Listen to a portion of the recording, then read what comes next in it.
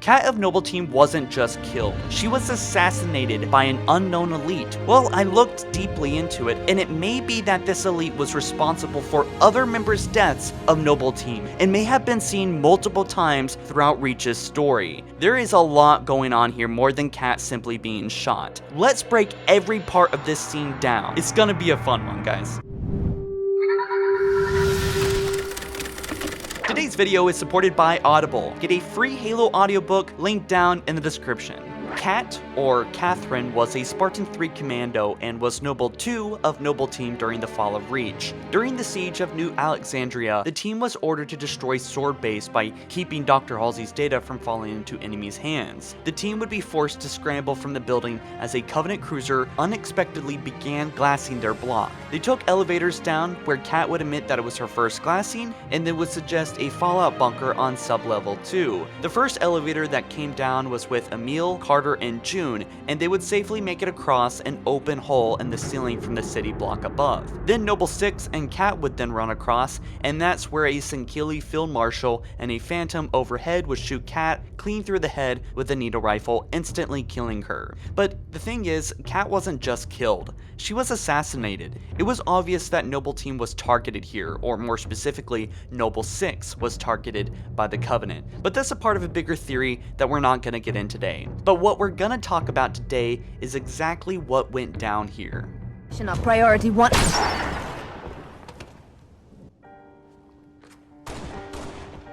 So the biggest question that I have when rewatching this scene is, why didn't the elite start shooting the other Spartans, right? Well, I'd say the first reason is pretty obvious, and it's a pretty big important one, is because of the story, right? Obviously, a single elite wiping out all of Noble Team in one fell swoop, although it does seem possible, it would have been way too easy, and could you imagine if they all died here? I mean, if the elite had shot the other members, it would have been very jarring to see more than one Noble Team member die here. Plus, it would have took away the emotional impact of Cat dying so unexpectedly. Although from the looks of it, it seems that the elite could have at least shot Noble 6 dead, because honestly, I mean, it looks like he had a good few seconds here without receiving fire, so he could have easily took out Noble 6. Now, it could have actually been a weakness in Cat's armor specifically, or the elite may have had a powered up modified version of the needle rifle, and the timing just made sense to shoot Cat instead of Noble 6. This situation overall I think could have been avoided, but her death is consistent with her character, as Cat tends to underestimate the gravity of situations as to how she lost her arm, and maybe she just forgot to check, although all of Noble Team forgot to check if there was an assassinator up there, but maybe she forgot to initiate her armor shielding system. After all, if her shields were on, they would have crackled as if a plasma pistol overcharge hit her as she was shot in the head, which we didn't see, so her shielding must have been off. Anywho, if that is the case, it would have made sense why the elite only targeted her and pulled back right after. Detecting her as the only Spartan without shielding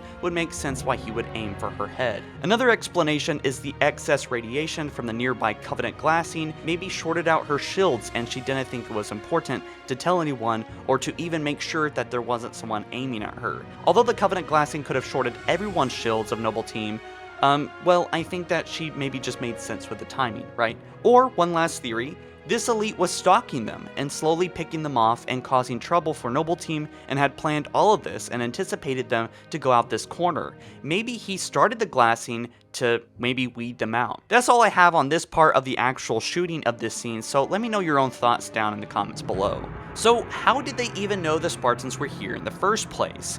Well, my first theory, obviously, which I just discussed a second ago, was maybe an elite spotted them, maybe the field marshal was stalking them throughout the campaign, and he saw them in the building and he decided to weed them out. Although if that was the case, I don't know why he wouldn't just glass the building, as that seems to be a much better idea to wipe them out all in one place. Well, anyway, another theory I have is, well, something I always found funny as well, was maybe wasn't the best idea that these Spartans did, which was that they used the elevators, right? Although it was probably their best option since the whole area was being glassed nearby, it still was probably how they were seen in the first place.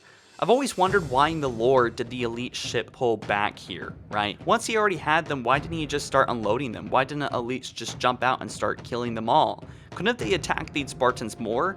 Well, as you can imagine, maybe fighting 4 Spartans would have been a bit challenging, even for a group of zealots, especially for just one Phantom and a handful of elites, which I'm assuming there was a pilot here and a sniper and maybe a couple more elites aboard, but maybe it wasn't their job to confront. Maybe it was too many Spartans all at once.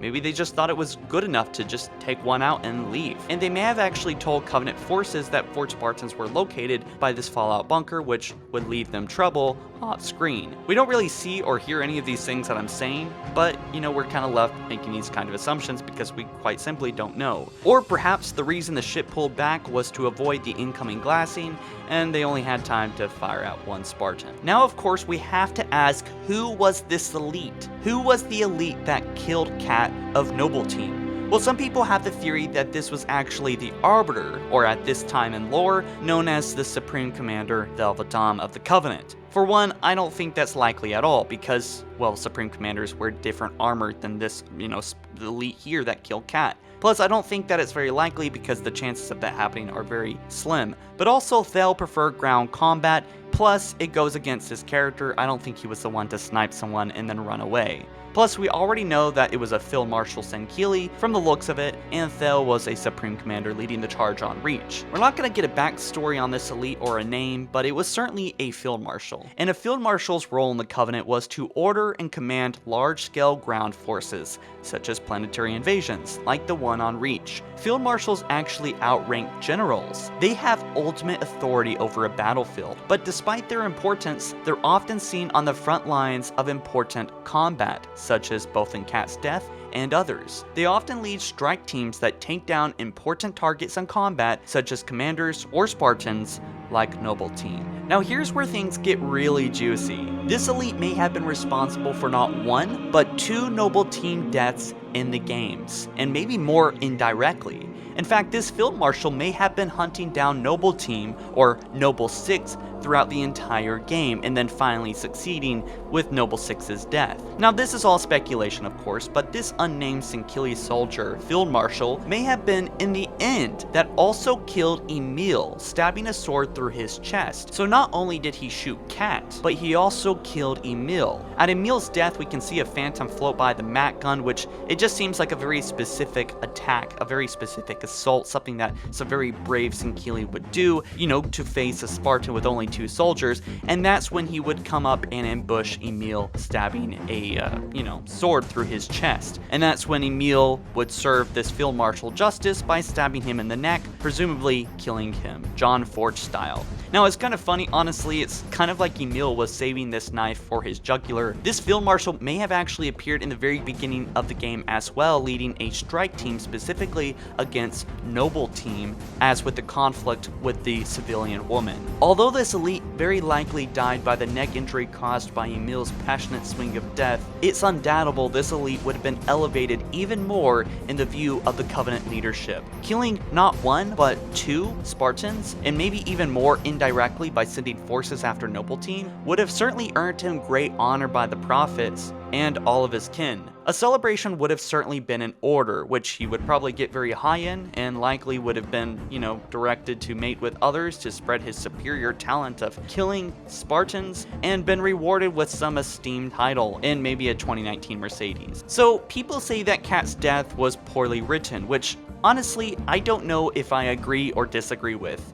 I may be missing information here, but the fact that I made a video about this to explain it as well as you watching it, well, I think that's enough evidence that shows that many Halo fans still don't fully understand what happened here. Not exactly. Maybe we're not meant to either. I mean, there was no heads up, no foreshadowing of this event, and maybe that was the point.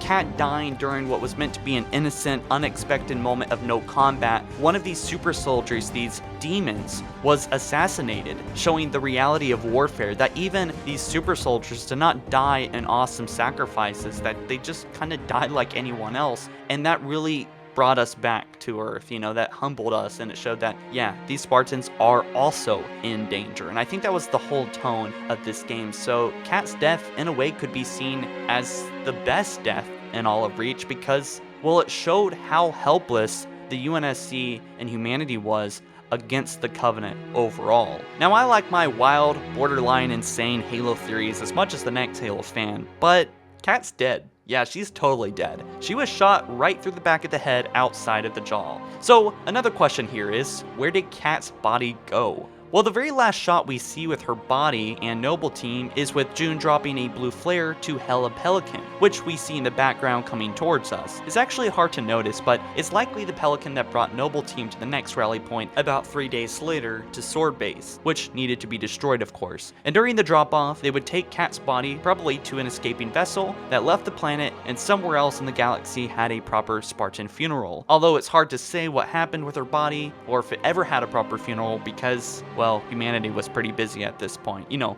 almost being extinct and all. Don't miss out on Audible's offer to get a free audiobook of your choosing. I of course recommend getting a Halo book, but there are tons to choose from. Sign up link is down below in the description, audibletrial.com/HaloFollower. So that's how Kat died, and the explanation of pretty much everything I could possibly think of about this scene. Now I may have missed a few things, but let me know your own theories and thoughts about Noble Team's death and this mysterious Field Marshal elite we may never get the answers to. If you enjoyed, be sure to drop this video a like and subscribe, and leave your thoughts down in the comments. I'll see you guys in the next one. Thanks for watching. Peace.